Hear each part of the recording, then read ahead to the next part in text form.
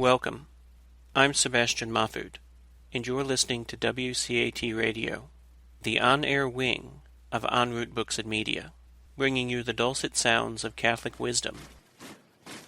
Hello and welcome to another segment of our radio program on WCAT Radio. I thought you'd like to know this too. I am your host, Michael Horn. It is a great privilege and honor and joy to be with you all today. I have a great pleasure today of talking with Gerard Verschuuren, who is a Dutch human geneticist who earned his doctorate in the philosophy of science. He studied and worked at universities in Europe and in the United States. Currently, he is semi-retired and spends most of his time as a writer, as a speaker, and as a consultant on the interface of science and religion and faith and reason, topics that are extremely important in our world today, integrating science, religion, and faith and reason. Just want to give our listeners a couple of books that Gerard has written before kind of get to know him a little bit more here. So he has written a book called The Destiny of the Universe in Pursuit of the Great Unknown. He has written a book called 5 Anti-Catholic Myths, Slavery, Crusades, Inquisition, Galileo, and Holocaust. He has written a book called Aquinas and Modern Science, A Match Made in Heaven. Another book, The Myth of an Anti-Science Church, Galileo, Darwin, Teilhard, Hawking, Dawkins. It's an upcoming book. Another upcoming book is Religion Under Siege, The Eclipse of God.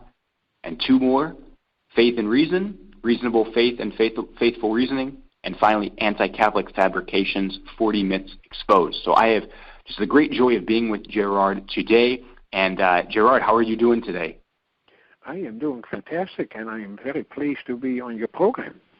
Excellent. I am very grateful to have you as a host. So thank you so much. We're just going to dive right in and kind of get into the stimulating discussion here. So the first book that I actually didn't mention in your introduction, but I would like to use this first half of our time together on this book. It's called The First Christians, a book that I just read by you, so thank you so much. And I think it's fantastic, again, to integrate so many quotes and insights and wisdom of the early church fathers together and to address the questions that we often hear about various components about the early church, about Catholicism, about Christianity from its roots. And so just the questions that I would like to kind of ask you just to dive into this first segment on the first Christians is, what makes the first Christians so important to us today? The first Christians were witnesses to Jesus' life. And Jesus is the founder of our religion. He is the basis of everything. When he became incarnate, God came to us and told us about himself, basically. And if you know Jesus, you know the Father. Jesus says there is no other way to God, to the Father, than through me. So when I had to give a title to the book, I decided on the first Christians. But maybe I should have said the first Catholics, but maybe we will go into that issue later. So why are they so important? Because they connect us with Jesus directly. Jesus didn't write anything down. The first apostles didn't really either. Maybe Matthew did and a few others and St. John. But we didn't get anything about Jesus in the beginning. So when the Holy Spirit fell upon the apostles at Pentecost, the purpose was to give birth to the church, not to deliver a manuscript. So we had to wait for the first Gospels and for the first letters of St. Paul, etc. So Christianity is not a religion of the book, but a religion of the Word that became flesh. So why are they so important? Because the connection is so vital. I hope I made that clear. And who connects us with them? The apostles, and that is very important for my book, The First Christians, the church fathers. They have a direct connection with the first apostles, or a second line connection, but they are so close to Jesus. So that's why they count. Yes. Okay, very good. Thank you. Yes, and you kind of touched on this next question that I had for you, but if you'd like to go into more detail on it this time, that's fine. If not, totally fine. It's a pretty terse question. The question was just, these early Christians, the first Christians were obviously Christians, but were they also Catholic? And so you mentioned how they were Catholic. Would you like to speak a little bit more to that? Oh yes, but that's an important issue. Yes. Nowadays we have a very fragmented, divided Christianity, unfortunately. That basically happened with Martin Luther and Calvin. Before that time, it was still a kind of a homogeneous church.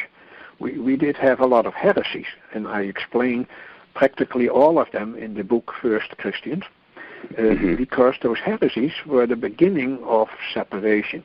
But they never materialized really, because the church was very aware of them and cautioned everyone, don't go with those heresies and don't go with those schisms. But that changed during the Protestant Reformation. So when we talk about Catholics, we have to make sure that we understand that correctly.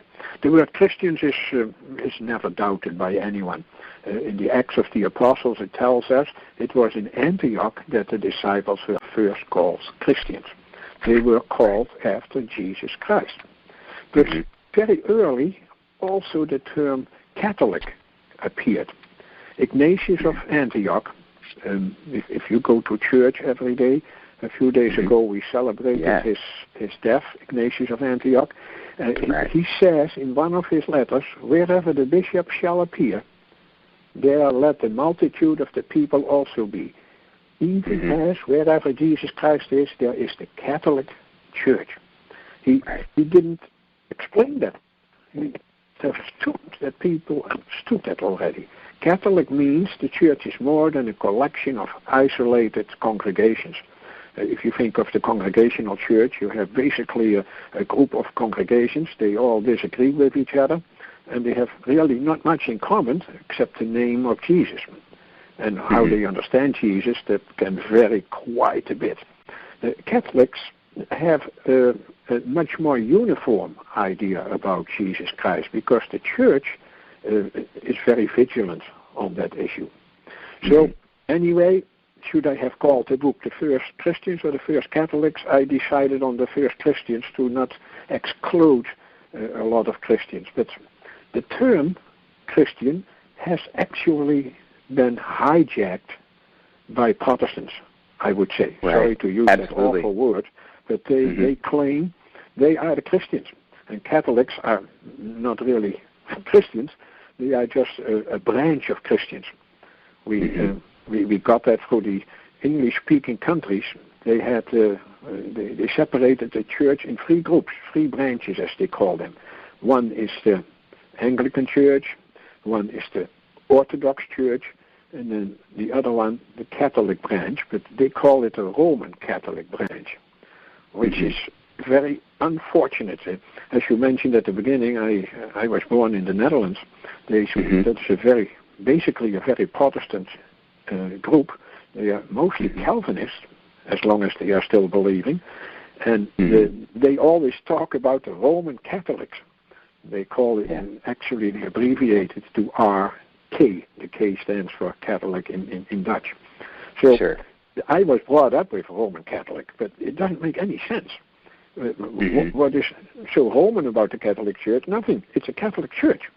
And the Catholic Church never speaks of herself as the Roman Catholic Church. Even in the Second Vatican Council, it nowhere says Roman Catholic.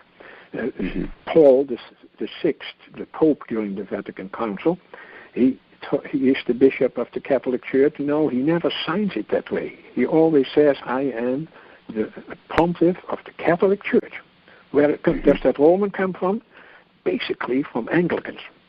So if you talk about Roman Catholic, that is basically the Church of Rome, the Diocese of Rome. That's the only valid way to talk about Roman Catholic. They can say in Rome itself, we belong to the Diocese of the Roman Catholic Church. But you and I think most of your listeners are Catholics. And the Christian word is fine with me, but I said already, Protestants have hijacked that term. So especially in the southern part of the United States, they say if they leave the Catholic Church, and they become Protestant, they say, I have become Christian. Mm-hmm. Oh my gosh, you were Christian before. So right. why don't you be honest about what your background is? Anyway, yes. That's a long answer to a short question. Sure. No, I understand. Yeah, exactly. Very good. Thank you. I think you touched on some great points. Yeah, definitely in the world today, because it's a similar situation. Because a lot of people will talk about, in the United States, a lot of people say that we're a Christian country, but in many ways, I wouldn't even say that. I think if it's definitely a Protestantized version of Christianity, certainly, and it's very more centered on the individual and the freedom of the individual rather than actually living a Christian life. And I think that's something that's like a corruption, like you were talking about a little bit as well. And I think it's kind of pervaded a lot of different parts of the world, especially. So, yeah, I think it's a very important point you make. The next question I want to move toward on your work, again, we're talking about the First Christians, the book that you have here. That's just a great kind of integration of a lot of the documents and thoughts of the early church fathers. There's a quote, obviously, about keeping the faith in times of trouble. And so I just was wondering if you could go into the troubles that the early Christians faced. The first Christians, or the first Catholics, they definitely were in a lot of trouble. From two sides. First of all, they were living in the Roman Empire. And the Roman Empire was pagan from A to Z. It changed later on after Emperor Constantine, but that was in 342. So for a long time they were living under very pagan emperors. And in the beginning they had a little bit of advantage of being from Jewish origin. As Pope Pius XI said, we are basically all Semites. We have the Old Testament, and we were brought up with the Old Testament, and the first Christians also followed the Old Testament. So we are Semites in that sense. And the Semites, the Jews, were a little bit protected in the beginning in the Roman Empire. And the Catholics, the first Catholics, they benefited from that.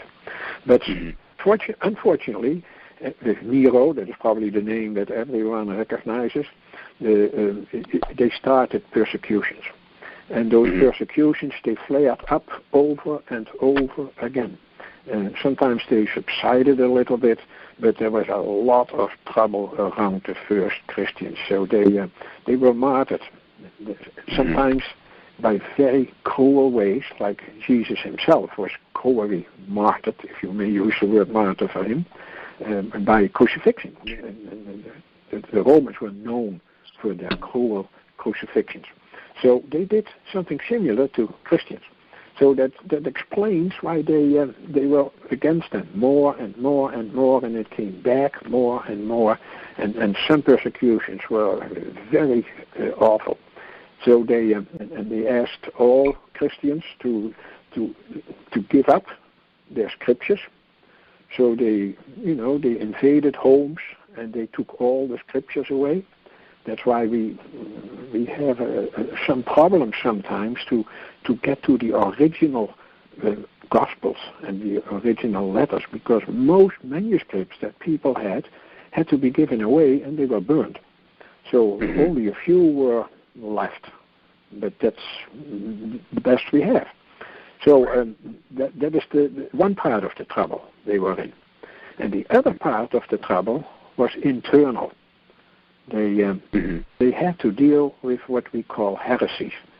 What are heresies? When we think of the word heresy, we usually think it's something awful, and that's correct. They were awful things because they were demolishing the original message about Jesus. And in my book, I go into practically all heresies that we found in the first 4 to 5 centuries.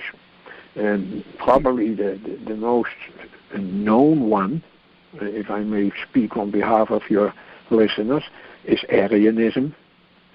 It's adoptionism. Jesus was just an adopted son.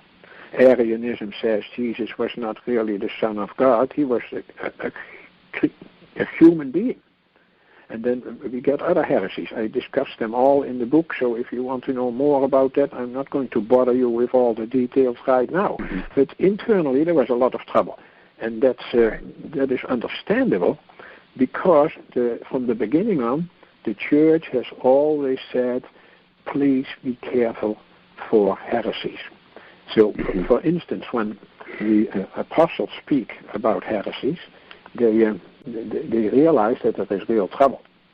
And Paul says several times, please stay to the message I gave you. You are not disciples of Paul. You are not disciples of John. You are disciples of Jesus. And Jesus is our root of everything. So if we find a heresy somewhere, we have to fight against it. For otherwise, we will get closer and closer to a fake kind of Christianity. And I think the fragmentation we find in the church nowadays, especially in Protestant churches, is that they have gone into all kinds of heresies. And someone comes up with a new interpretation or something, and they say, oh, that is the new gospel.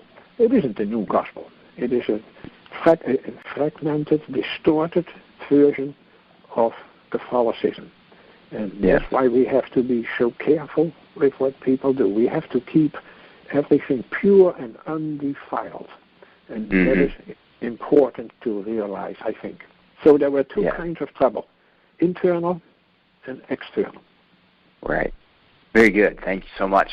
Yeah, definitely studied a lot of the heresies kind of in my own work, and definitely studied the persecutions too with the various emperors of Rome and that sort of thing. Yeah, it's a good synopsis that you've given about both the internal and external threats to early Christianity. So the last question I want to go into in this opening segment, again on the first Christians, this work that you've given to us, is again, you touched on this a few moments ago, but just to kind of summarize it one more time.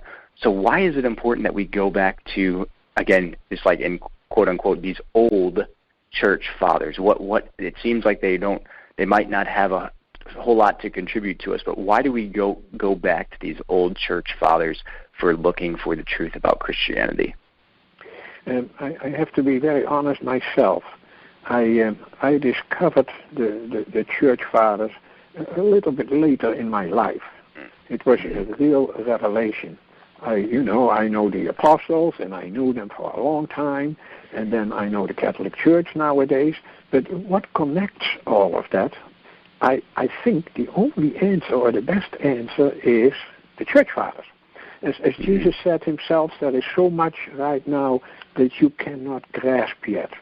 But after I go to heaven, after my ascension, I will send the Holy Spirit, and he will interpret things better for you.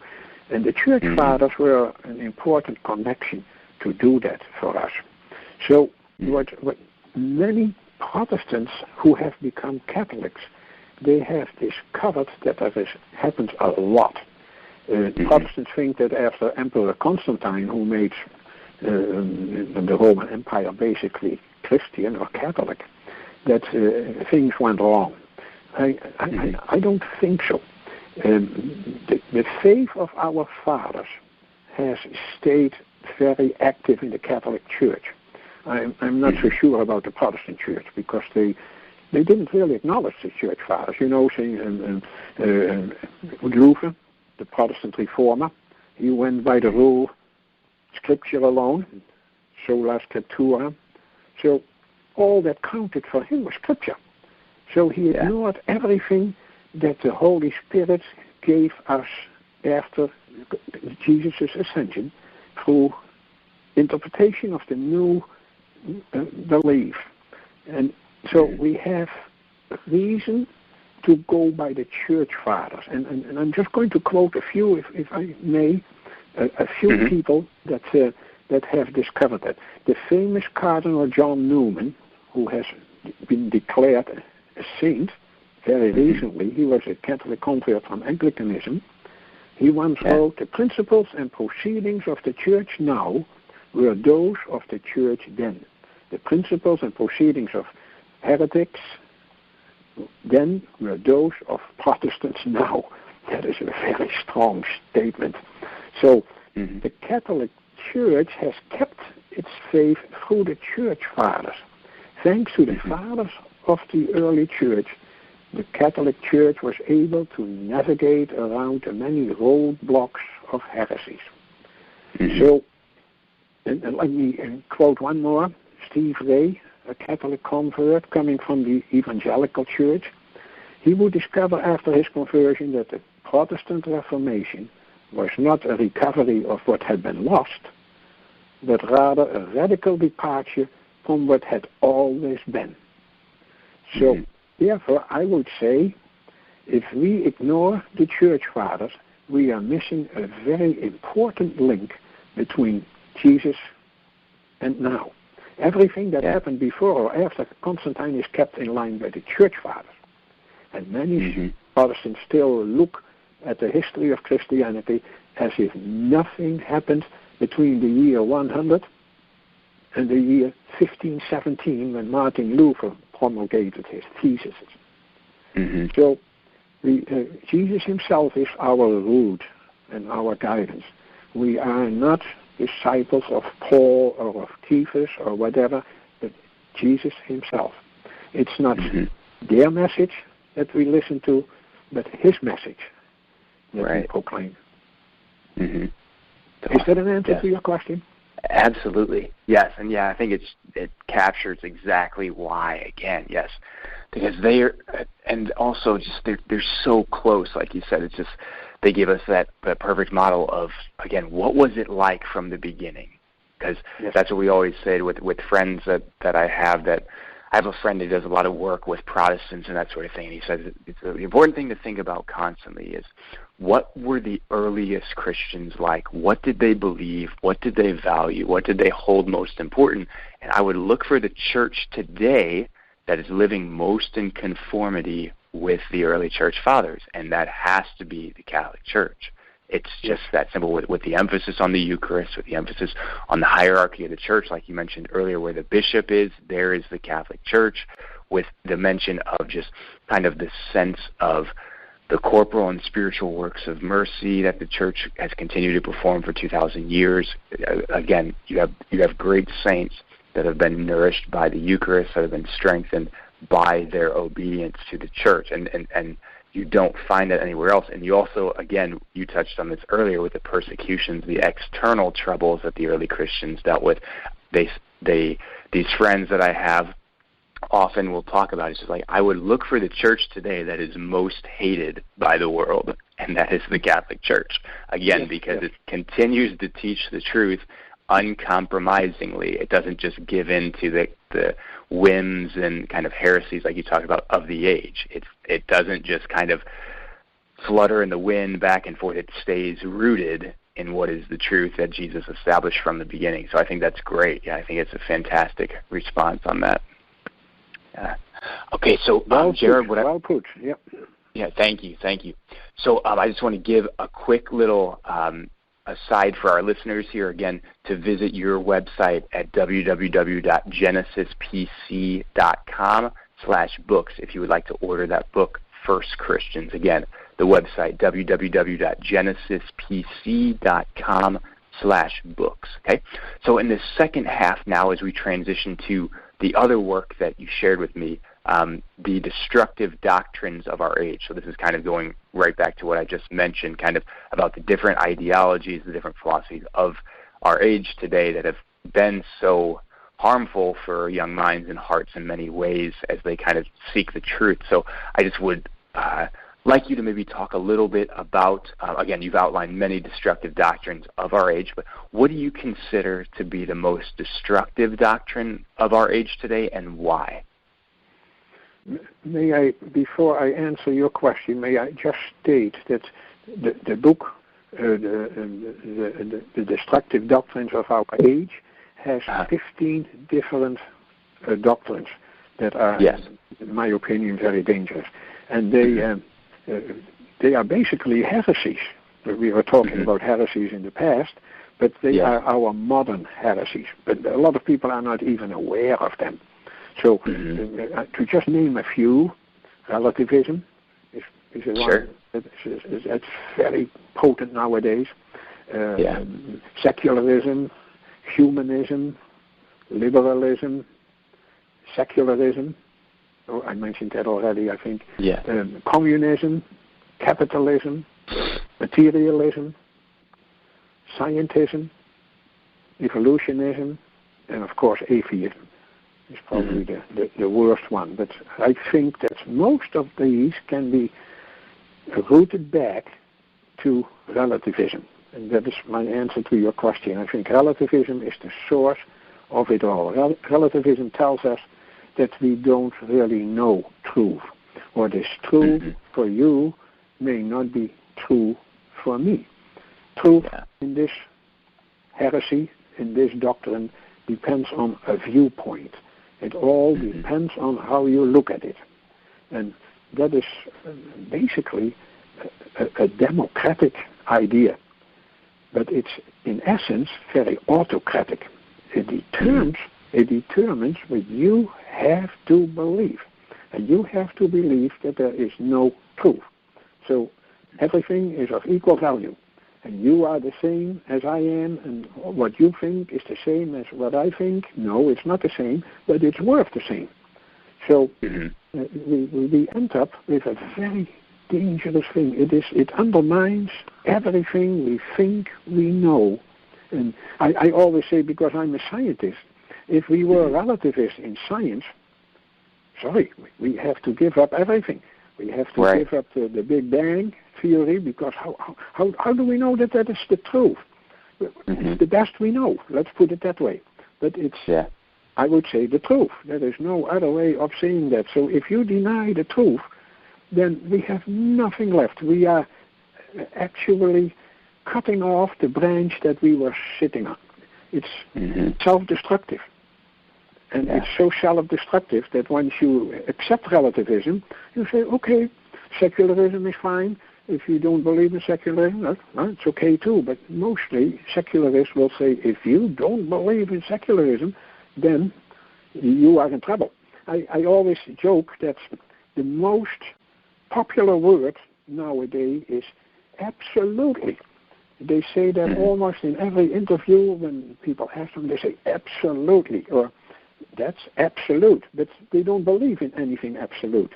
They believe in everything to be relative. So I find that always very comic, but they don't realize how comic it is. They just use the word without even thinking. Truth is truth. If the world is not flat, then my thinking that it's not flat does not change the fact that the earth is flat. Nowadays we have a little bit of relativism in the quantum theory. Sorry to bring up that awful word, but quantum theory says basically that we don't really know whether something is a wave or a particle. It depends on when you measure it.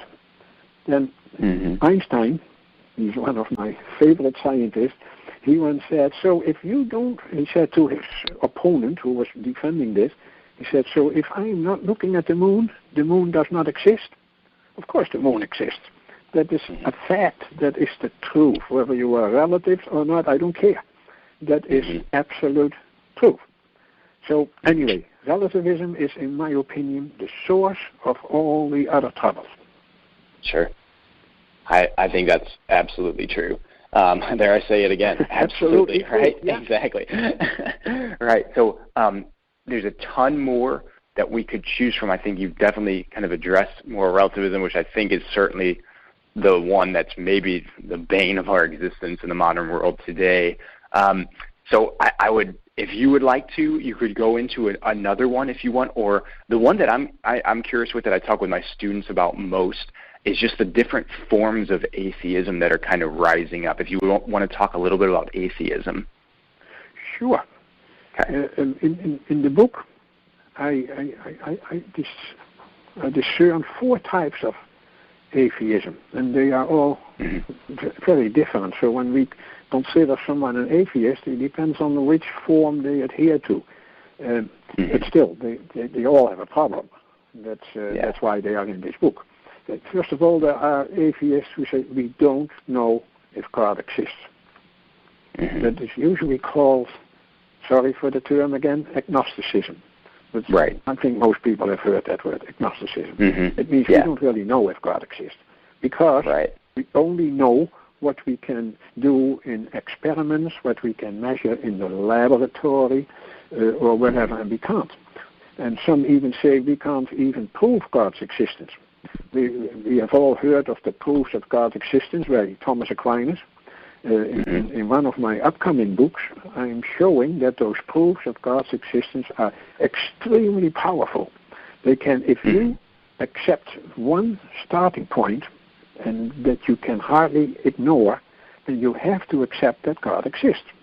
But agnostics say we don't know if God exists.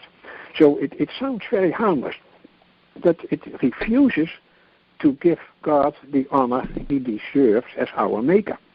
We owe to him that we say, I am not an agnosticist.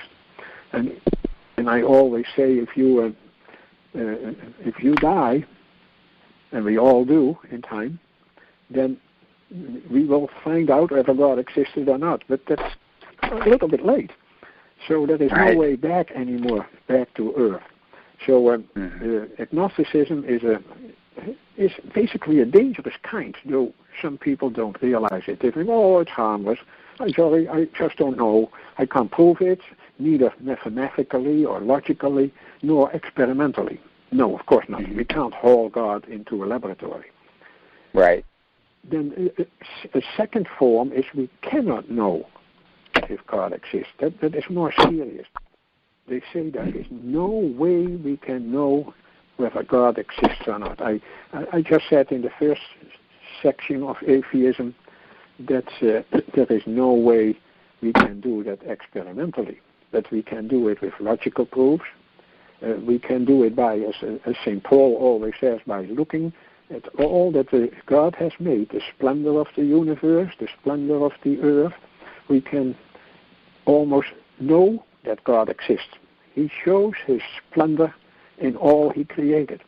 So there is a way to know if God exists. And if you say we cannot know, then that's an ideology. You don't want to give up on that ahead of time. And what gives you reason to say that? There is no experiment that can show me that we cannot know if God exists. That is also improvable. Right. I'm going to leave that second part for just this, because I talk too much. No, that's okay.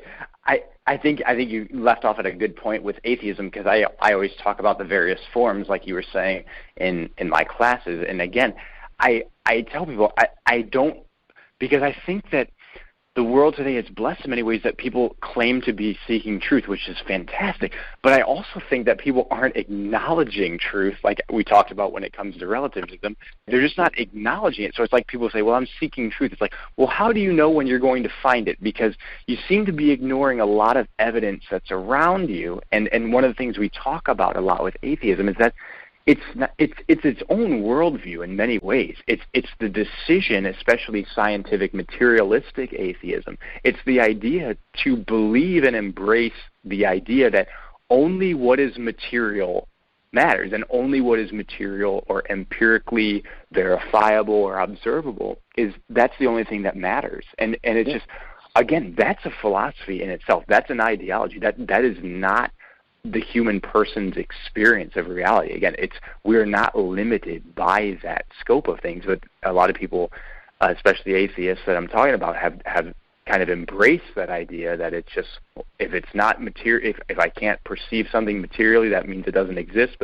And a lot of the apologists that I follow, kind of that are involved in the Catholic world, talk to the same point that you just made about the proof and the burden on the atheist to show that God doesn't exist. The burden is not on the Christian or the theist who believes in God, because it's again, like you said, you have to show that something doesn't exist, which is very difficult to do. It's impossible, actually. Exactly. It's what Chesterton calls proving a negative. Right. How can you prove that there are no black swans on this world? Maybe we will find someone, but I can never prove there is no black swan in this world. Exactly. So you can never prove that. Mm-hmm. Sorry, I interrupted you. No, you were fine. You're fine. That's a fantastic point. That exactly. The burden is on the atheist. It's not on the Christian or the theist to go through that. And we just kind of mention again scientific materials, and we talk about agnosticism. We talk about atheism again, just kind of from a nihilistic sort of standpoint. Unfortunately, another one of those isms that's kind of spreading around. Just this idea that life is meaningless, that there's no real consequences for our decisions, that there's just no meaning in our existence. And I don't know how people live like that. But I mean, you see the amount of, again, psychological and emotional problems in the world today. That's what I always talk about, the fruits of the technological revolution, because we're always developing new technology, new science, which can be beneficial for the human race and should be. But I mean, we look back and you see people that are struggling more than ever with depression, anxiety, with emotional problems, with psychological problems as we continue to develop more scientifically and technologically. So it's just a very interesting phenomenon, because it shouldn't work that way, and it bothers me in many ways, because a lot of my students suffer and struggle with various things, ailments with that sort of emotional and psychological problems and that sort of thing. So it's an interesting thing as we progress. It seems like we know more, and it seems like we would be happier, but it seems like the reverse is true. That's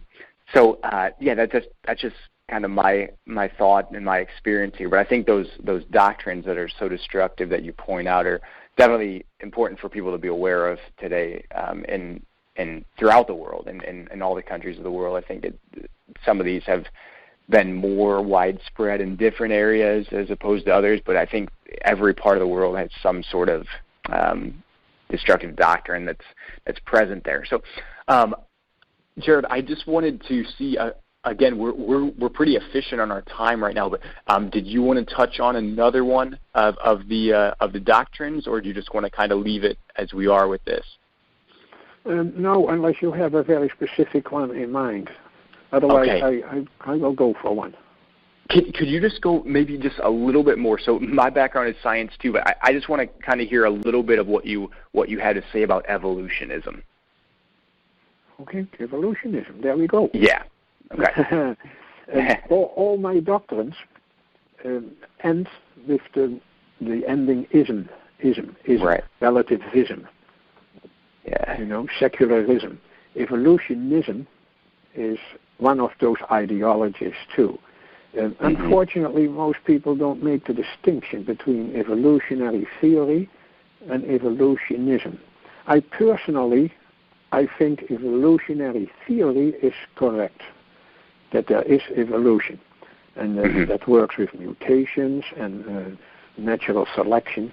You might say, you have been indoctrinated when you study genetics. Yeah, maybe, but I must say, the way I was taught genetics and stuff like that, I can't deny that there is evolution. So that's harmless, I would say. But what is not harmless is evolutionism. Evolutionism says not only can we explain certain biological phenomena by evolution, but everything has to be explained by evolution and should be explained by evolution, including the fact that we are moral beings. Morality comes from evolution. Well, that is hard to prove. I would basically say that if at the moment you say that there is a gene for religion or for morality or even for rationality, there is no way, and I'm a scientist, I'm a geneticist, there is no way I can find a gene for that. So that's the problem of evolutionism. It makes a claim about everything. And evolution is fine with me. Maybe not with everyone, but that's okay. That is a personal decision. But evolutionism is definitely wrong. And I could go on that issue for a long time to show that there is no way that evolution can explain everything in our life. It cannot explain that we are thinking beings. And I maintain that animals can't think, at least not rationally. They have certain intelligence. Dogs sometimes act very intelligent. Some animals are good at that. Others are good at intelligence in navigating around in the world, but that is not intellect. Intellect is something that can never come from genes. That I can understand certain things in abstract terms. When I talk about a gene, for instance, that is a very abstract term. I can never point at one. So it's not a concrete thing. And Thomas Aquinas says, if it's abstract, it cannot come from a certain organ. Organs always do particular things. The pancreas creates hormones. The brain creates hormones, at least the lower part of the brain. And so we could go on and on. There is no organ that explains how we can create concepts that are abstract. So how can evolutionism claim that we can explain that by genetics or by natural selection or whatever the story is? It's not even coming from the animal world. So that is a little bit longer answer to your question. Mm-hmm. No, that's fine. Yeah, that's great. Because, like I always try to explain to my students, and I think one of the biggest misconceptions in the world today is that people often think, well, you're either a creationist or an evolutionist or that sort of thing, and they divide it, again, into two camps. And the church has always not had a problem with evolution. They said, if there's evidence, we cannot deny that. Again, if there is evidence for evolution, again, as long as we make way for the fact that there's an intelligent creator who's bestowing reason and rationality on people, and that there is, again, a morality that's given from without, okay? So not from an evolutionary process, like you were saying. There's no way you can just trace morality, a concept of right and wrong, to, again, something that's purely physical. Again, it has to come from an external source. Correct, yeah. Exactly. Correct. And so that's what I talk about. Yeah. Go ahead, I'm sorry. And besides, we have to realize that even in evolution, things happen according to laws of nature. Yes. The law of gravity, to mention one, and basically the law of natural selection is a law. Where does the law come from? People say, laws are just laws. They have always been there. Yes, maybe. But laws require a lawgiver who implemented that laws. I always laugh when the previous, he's now deceased, but Stephen Hawking, he at one point said, the Big Bang is based on the law of gravity, so everything, we don't need a creator anymore. The law of gravity explains what happened in the development of the universe. I say, bingo. How do you know that law of nature exists? Where does that come from? If that doesn't come from someone else, from a creator, then the whole thing falls apart. Right. And that's somehow that Hawkins doesn't seem to realize. Mm-hmm. Anyway, that's what I'd like to add to what you said, which was great. But I thought the laws of nature are so important, and they are God's laws. Right, exactly. And the other thing that I was just going to touch on as a brief anecdote was there was a professor, I guess, or I can't remember what his official title was, but he's a secular humanist, essentially. So he's an atheist, but I asked him in the Q&A session after his debate with somebody else.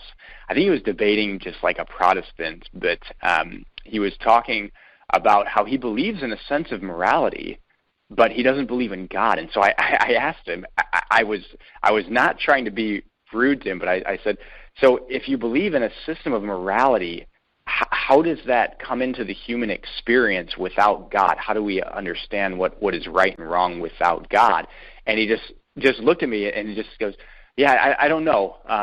I just believe in a system of morality, but I don't know where it comes from. I was just like, well, it would be easier just to make that jump of faith and to believe that we have a creator who governs our actions like that and kind of guides us toward the good and away from what is evil. But I didn't say that to him. I was just like, again, people they're so stubborn sometimes in their own beliefs.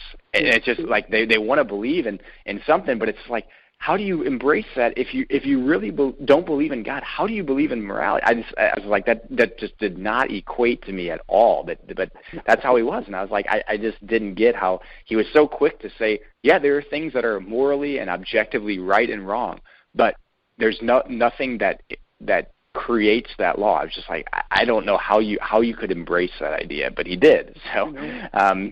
Yeah. They don't like to answer that question, where does it come from, so they deny the question. They ignore the question. Right. I always think when we talk about morality, I always think of two atheists that every atheist should listen to. Jean Paul Sartre, he died not too long ago.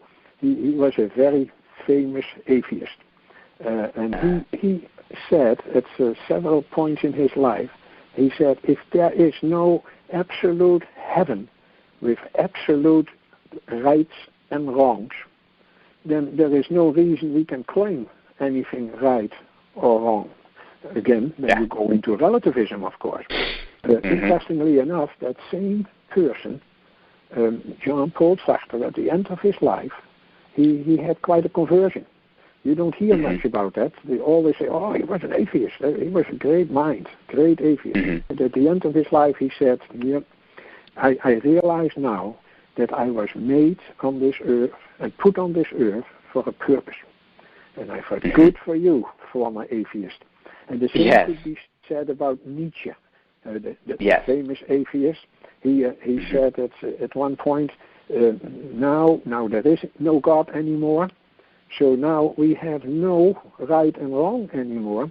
If we think we do, we are still living in a cave with the shadows of the past. He calls that the shadows of the past that we still adhere to, but they don't exist. I think, at least he realized what he did when he said there is no God. But he didn't change his mind, of course. For most atheists are not even willing to change their mind. Okay, that was just a response to what you said. Yeah, absolutely. Thank you.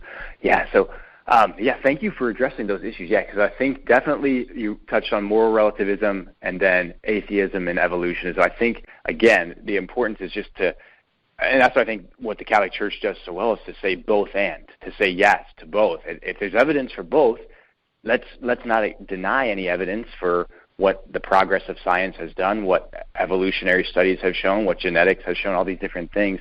And that's what I love, again, about being Catholic. I think that theme of balancing faith and reason, of religion and science together, with giving proper realm to both of those studies. Because I think that there's a place for philosophy and theology, there's a place for science. They're not mutually exclusive of things. I think, like was best put by Pope John Paul II, now St. John Paul II, about how those are the two wings. Faith and reason are the two wings that we kind of soar through the exploration of truth. I think that's fantastic. And so I think that's certainly what I'm trying to impress on my students in many ways, is that you can be very scientifically minded and still believe in God and what the Catholic Church teaches, because, again, we talk about the progresses of science, and a lot of them come, again, from the scientific model that was developed by the Church. I mean, again, a lot of the famous scientists throughout history were churchmen. I mean, you look at Father George Lemaitre, who was one of the founders of the Big Bang Theory. You talk about Gregor Mendel, the father of genetics. You talk about these different priests like Teilhard du Chardin, and just there's a lot of different priests and monks and religious people and Catholics that were involved with the scientific movement and developing things for the future. So, again, just to impress that on people that it's not an either or, that it's a both and that's what I think I love most about the Catholic faith, is that integration of that knowledge. But as we kind of close today,